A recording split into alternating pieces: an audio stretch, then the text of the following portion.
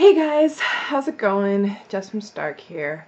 So, sorry, let me get comfy. This couch is like too saggy. It's so cushy that every time I sit in it, it's like, what? I just get sucked into it. Um, so I'm gonna be doing a super casual video today. Not that my other videos are exactly formal, but I think this will be extra casual because I don't have a very specific, there's a lot of cats doing cat things around me.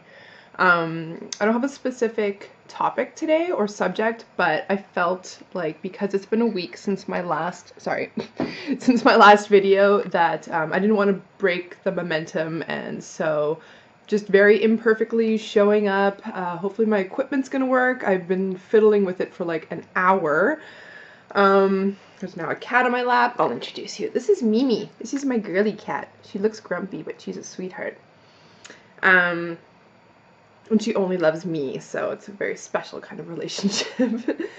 So I don't have like a specific topic, but I'm just going to cover a few questions that you guys have had for me, and just sort of do like a little informal vlog slash newsletter kind of catching up sort of video. And like I said, there's a lot of cat activity going on, and I have Siamese cats, and if you know Siamese cats, you know that their meows sound like baby cries. Well, except for my female. My female sounds like a pigeon, and my male sounds like a wailing newborn.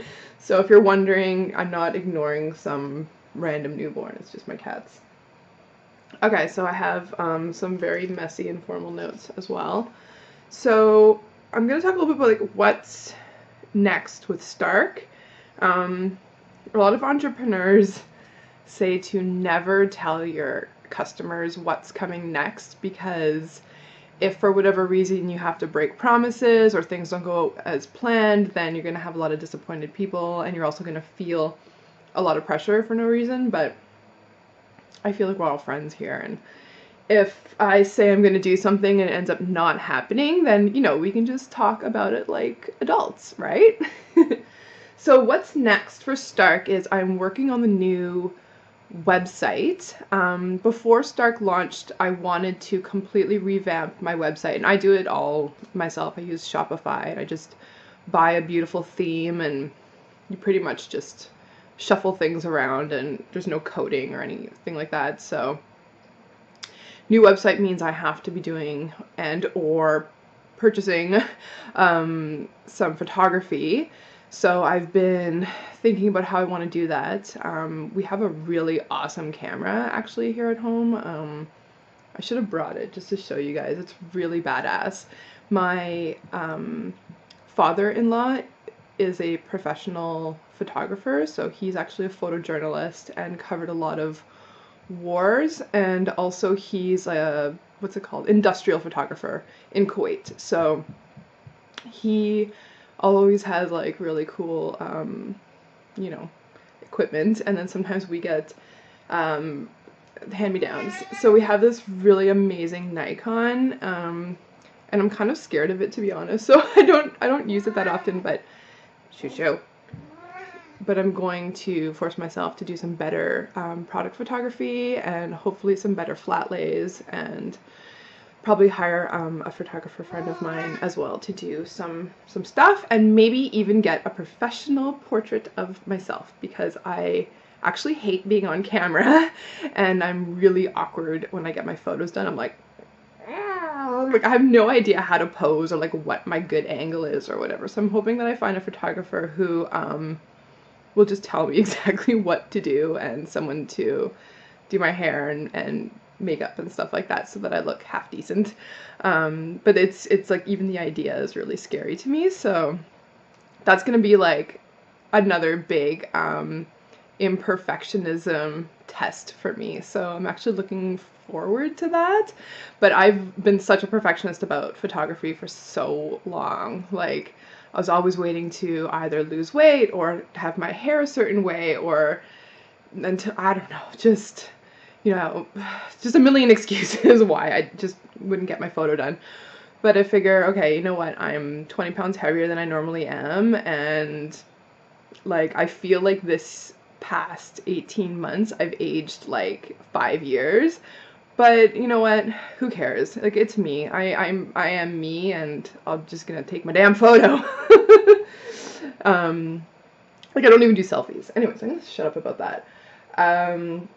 So yeah, so new website. I'm starting to work on it, and it looks so far so good. It's slick and it's cool. Work on some copywriting too, new copywriting. I used to be a copywriter, so I'll probably talk a little bit about, like, just sort of introduce myself, because I feel like I jumped into video as though all of you have known me for the past 5 years, but of course that's probably not true for the majority of you. So I used to be a copywriter, and I've been having writer's block now for like a good 6 months, which is another reason why I jumped on video, because I felt like I wasn't communicating anymore. So I figured that I would just change mediums and just let words flow out of me. But yeah, like, I love copywriting, and I did it for about 2 years professionally. It was like, I guess that was basically my first business that I had, because I started it while I was ramping up Stark, and I did it to, you know, pay the bills and to survive basically, but it was something I just jumped right into and got paying clients right away. Like, I was really, like, thinking back, like, that was really ballsy of me. Like, that was a year, I was 28 when I did all this crazy stuff, like, just quit my job, started writing professionally, and started like the early stages of Stark, all in the same year.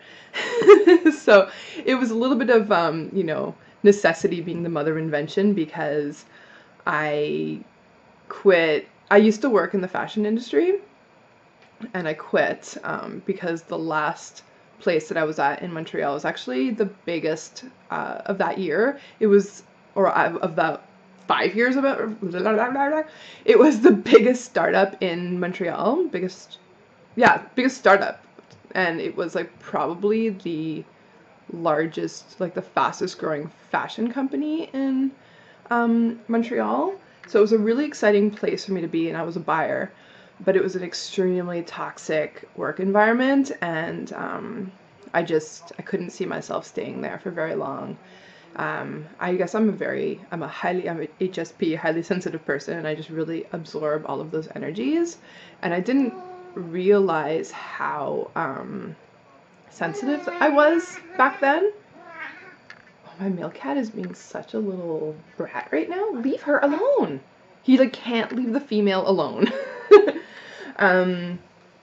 So yeah, so my husband, Adri, who's my husband now, as you guys know, he encouraged me to just quit and do what I want to do. And he said, you know, you're not happy. We don't need a lot to survive. I mean, we were like in our 20s. We had just lived in a tiny little apartment. And he's like, what do you really want to be doing? And I don't think anyone had ever really asked me that before. Like, I think there was a lot of assumptions about what I should do. I did really well in school, in Cégep, which is like college that you do here in Quebec in between high school and university.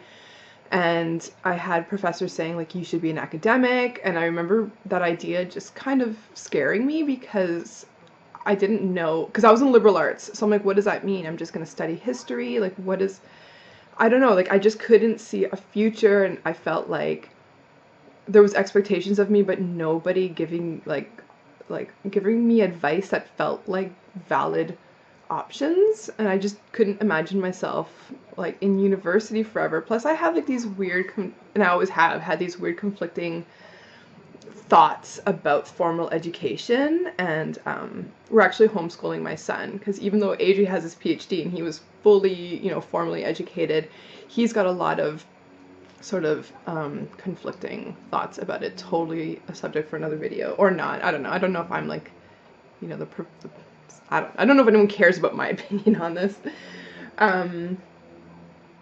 So yeah, so what was I saying? I just felt like there was a lot of expectations of me, and I guess we're kind of getting back into perfectionism here. But yeah, no one had ever asked what I really wanted to do. People would see what I was maybe good at, and they were like, oh, well, you should work in this or you should work in that. And um, I always wanted to work in skincare, and I literally had never said that out loud. I've had a lifelong obsession with specifically natural skincare, even though I don't consider myself 100% a purist, because I don't want to attach to those labels. Um, I have been so obsessed. In fact, a customer just emailed me a couple of days ago, a new customer, and she was having like memories of her like the sensorial experiences that she has as a child surrounding skincare, and she was looking up trying to figure out this one cosmetic company that her mom used to use, and she had like such an experience with it. And then she said that she went deep diving into Google, and on page 9 she had found an interview that I had done with this website called Humble Bee and Me, and I talked about this brand called Rachel Perry Cosmetics. And because I had had such an experience with this brand too. They're not like fully green, they don't even exist anymore, but the packaging was so cool. Like, it was all Art Nouveau, and everything smelled really fruity, but like in a really interesting way. Like, it wasn't like the Bonnie Bell lip smackers. It was like, it was just really delicious, and just, she had really interesting formulas. She was such a pioneer. And I used to collect those lip balms and her stuff. Anything I could afford as like a little kid, I would save up my money and buy these lip balms and just like hoard them. Like, I loved them so much. So like but you know, as a child, like, it was always just considered this like frivolous thing that I liked. My mom was really against me ever wearing makeup. I wasn't allowed to paint my nails. Anytime that she caught me like applying cosmetics or being vain in any way, like, I was really reprimanded for it. So I've always had like these like sort of, you know, confusing, conflicting emotions around what I do for a living. And even like when I started Stark, my mom was like, she told me, she's like, I'm really disappointed in you. And she like just didn't support what I was doing at all, at all, at all, at all. In fact, a lot of my family kind of don't, like, they don't really get it. So it's important for me to have my little tribe, to have you guys and my customers and fans and stuff, because IRL, I don't really have as much support as I feel like I have like in my online communities. So thank you guys. It's really important. This is really important to me.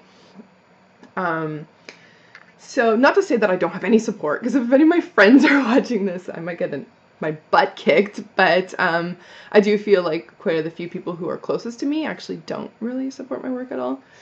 Anyways, not important. Not everyone has to be a fan of my work. I don't even care. They're not even my market.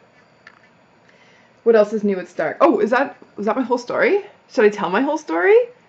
You know what? I might leave it for another day. Like, just how Stark started. I'm not even sure how I got on that tangent. I'm really sorry. I just make really long videos. So also next, so Mercedes and I from L'Amour et la Musique, we are starting a Facebook page. So we're going to make an announcement about that shortly, but it's going to be like a very different kind of space to be talking about green beauty and surrounding things. So keep an eye open for that, and we'll let you guys know about it. Other things. So you may, if you are one of my customers, if you've tried ordering from me, if you're in the US, you will notice that stuff keeps on going out of stock, which is great for me.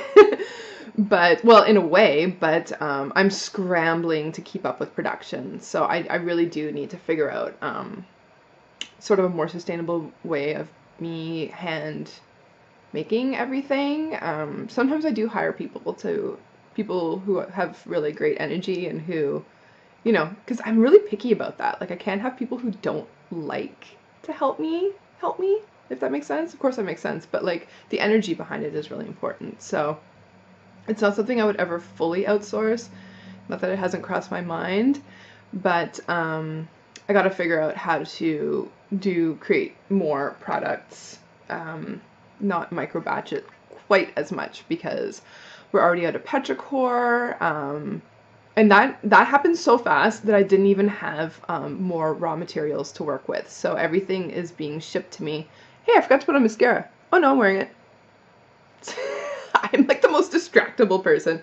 So stuff is actually on its way to me. Of course, it's Easter weekend, so I don't know when it's going to get here. I don't know when it's going to be ready. So don't put stuff in your cart and then wait for things. Like if you want to order from me and you see it there, just order it. Until I can figure out inventory. Don't be a perfectionist about your orders and try to get everything in one group. Especially if in the US, shipping is not that expensive, you guys. Be very happy that you can get a product sent to you for $4, because here in Canada it's like 15. It's crazy, crazy, crazy. So yeah, until I can ramp up production a little bit, just when you see it, order it if you want it. What else? I may be playing around with the SKUs a little with how many different sizing of products that I have. It just seems to be like too many little things for me to be sort of juggling right now. And okay, so maybe I should tackle something exciting, like new products. I'm working on all kinds of stuff. So the next things that you will see coming out for the summer will be my dry shampoo, which, you know what? I'm just going to show you guys. Give me 1 second.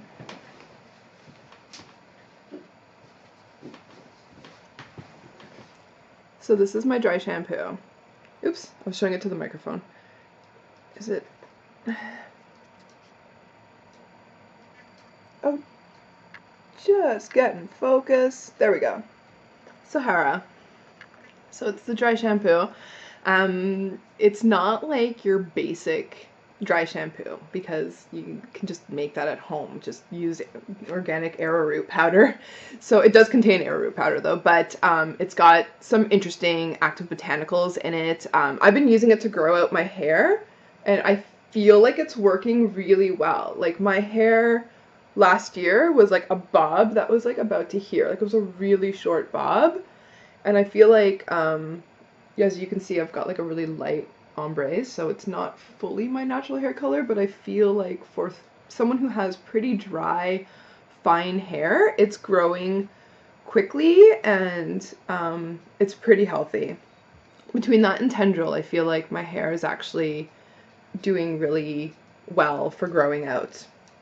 And I have had one haircut as well, so it would even be a little bit longer if I wouldn't have gotten that those layers put in.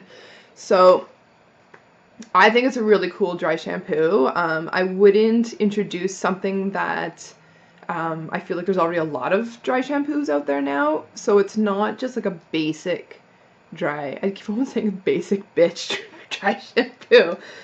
I hope I didn't offend anyone. In real life, I think I'm a very offensive person, so it's going to start coming out.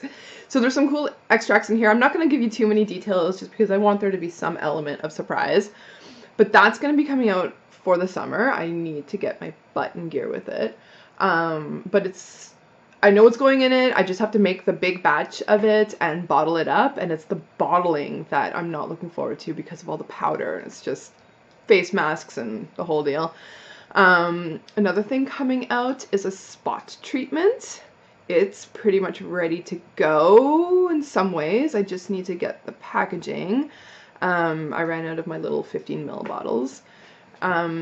It is pretty damn effective, I have to say. I had 2 pimples yesterday. They were just little whiteheads, but they're, where was it?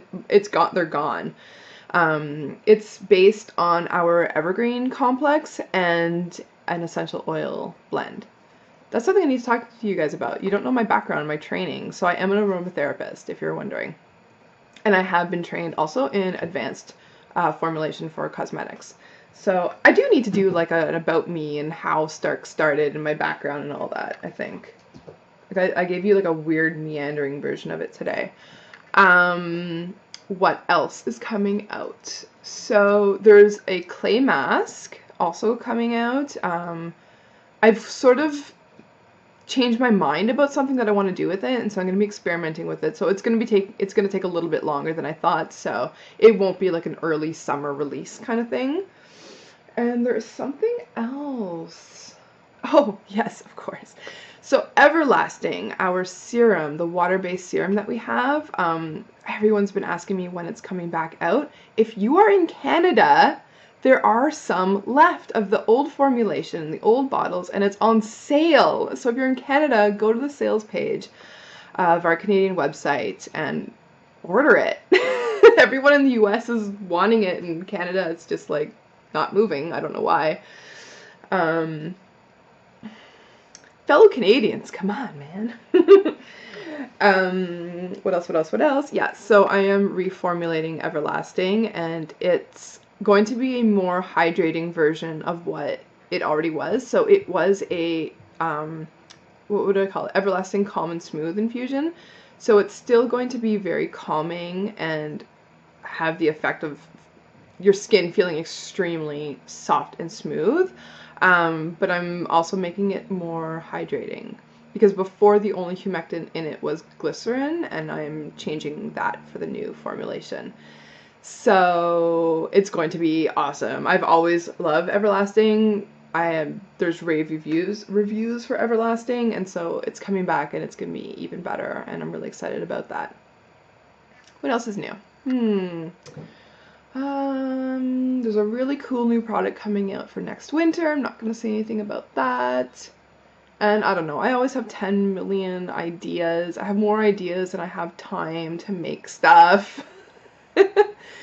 It's pretty intense. Yeah, so that's just kind of my rambling, trying to keep up with videos. This is probably not even remotely interesting. But thank you if you watched this whole thing. That was cool. Thank you. And I hope everyone has a great Easter weekend, or whatever you celebrate. That's cool. We just do Easter egg hunts. That's it. And take good care of your skin this weekend, and put on your SPF. Bye. I want to say love you, but I'll just say it anyways. Love you. Bye.